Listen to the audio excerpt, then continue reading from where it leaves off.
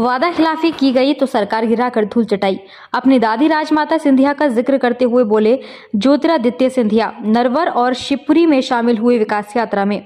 केंद्रीय नागरिक उड्डयन मंत्री ज्योतिरादित्य सिंधिया ने कहा है, पूर्व की कांग्रेस सरकार ने जन सेवा, ऋण माफी और विकास व प्रगति की सौगंध से वादा खिलाफी की तो धूल चटाकर सरकार गिराई। जैसे मेरी आजी अम्मी राजमाता विजया राजे सिंधिया ने डीपी मिश्रा की सरकार को वादा खिलाफी के लिए धूल चटाकर गिरा दिया था, उसी तरह उनके पोते ज्योतिरादित्य सिंधिया ने भी वादा खिलाफी करने वाली सरकार को धूल चटाई है। केंद्रीय मंत्री ज्योतिरादित्य सिंधिया ने यह बात शिवपुरी जिले के नरवर व शिवपुरी में विकास यात्रा के दौरान जनता को संबोधित करते हुए कही। सिंधिया ने कहा, जनता के साथ जो छल कपट करेगा उस जनता के साथ सिंधिया परिवार का यह सदस्य जनता के लिए ढाल तलवार बनकर खड़ा है।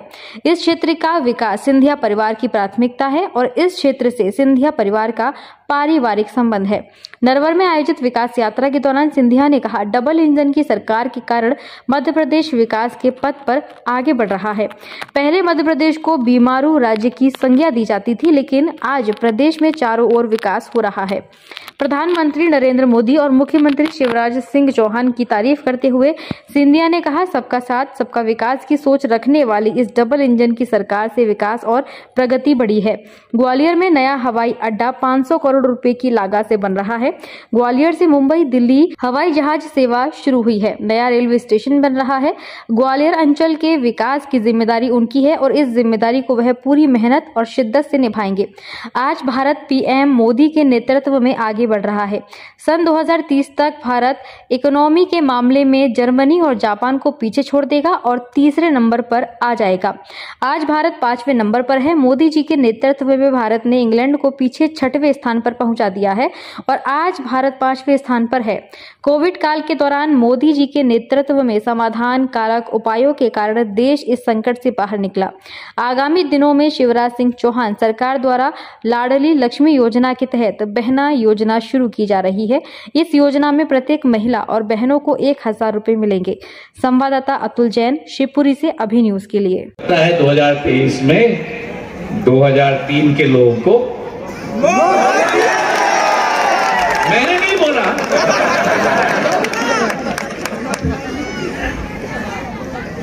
और जब वैक्सीन की आविष्कार हुआ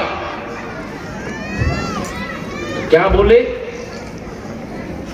अरे भैया ये वैक्सीन में तो गाय का मांस है,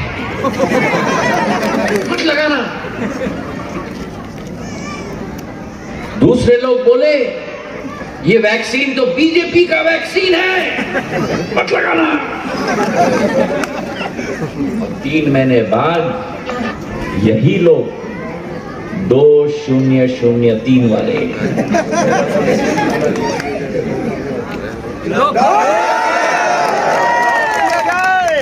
बोलो मेरे साथ, ये 2003 वाले आपका और मेरा कोड है। ये सारे के सारे एक एक अस्पताल के सामने खड़े थे लाइन में। अरे भैया ठका ठक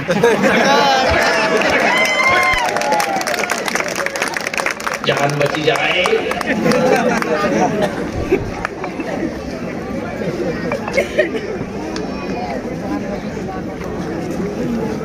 रूस और यूक्रेन के बीच में युद्ध, 30,000 नौजवान छात्र और छात्राएं यूक्रेन में फंसे हुए। कौन सुनेगा उनकी गुहार, कौन बचा के लेके आएगा।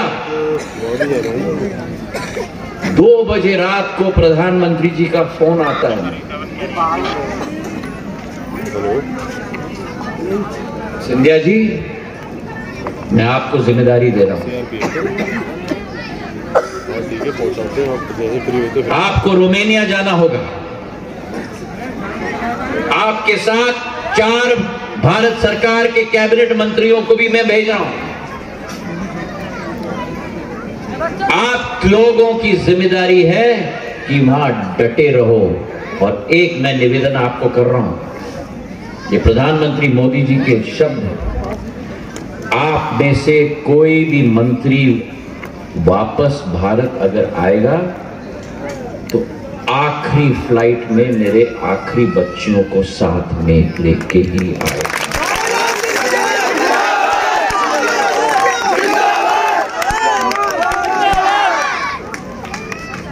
23,000 बच्चों को हम लोग सुरक्षित यूक्रेन और रूस से वापस लेके आए। धार में थे, मंदसौर के बच्चे, ग्वालियर के बच्चे, गुजरात के बच्चे, राजस्थान के बच्चे, बंगाल के बच्चे, त्रिपुरा के बच्चे, और केवल देश के नहीं, अफ्रीका के बच्चे, बांग्लादेश के बच्चे, नेपाल के बच्चे, भूटान के बच्चे कौन लेके आए? भारतीय विमान लेके वापस आए मेरे भाइयों। 90 विमान भेजे हमने नागर विमानन मंत्रालय के आधार पर। 90 विमान 6 एयरलाइंस के गए यूक्रेन से हमारे बच्चों को वापस लाने के लिए पड़ोसी देशों में। 90 सॉर्टीज भारतीय वायु सेना के बड़े बड़े वाले जहाज जो युद्ध में जाते थे, वो जहाजों को प्रधानमंत्री ने भेजा हमारे बच्चों को सुरक्षित वापस लाने के आधार पर। प्रधानमंत्री ने रूस के राष्ट्रपति, यूक्रेन के राष्ट्रपति से दूरभाष पर बात की और कहा कम से कम युद्ध तब तक तो थोड़ा रोक दो ताकि मेरे बच्चे तो वहां से निकल पाए। दोनों देशों ने युद्ध रोक के हमारे भारत के बच्चों को तिरंगा झंडा के साथ निकालने के लिए रास्ता बनाया।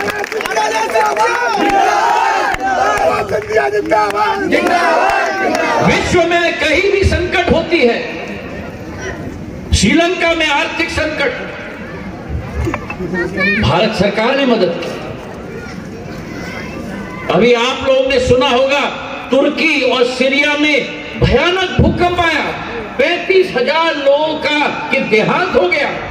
8 घंटे के अंदर भारतीय वायु सेना के 8 विमान राहत पैकेज के साथ हमारे एसडीआरएफ और एनडीआरएफ, जो कई बार मैं शिवपुरी लेके आया हूं जब बाढ़ आई है, हेलीकॉप्टर के साथ उन आर्मी के लोगों को मैं लेके आया हूं, गांव-गांव के लोगों की जान बचाने के लिए उनको टर्की हमने भेजा।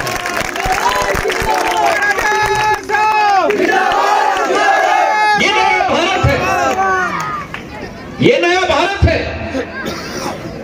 ये प्रधानमंत्री नरेंद्र मोदी जी के कार्यकाल में सशक्त, समग्र और विकासशील भारत आज बन चुका है।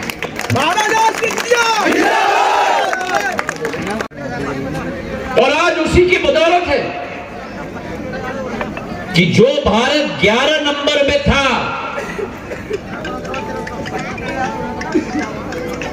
2013-14 में आर्थिक शक्ति के रूप में, आज वही भारत 9 साल के अंदर विश्व में 5वीं बड़ी आर्थिक महाशक्ति बन चुकी है।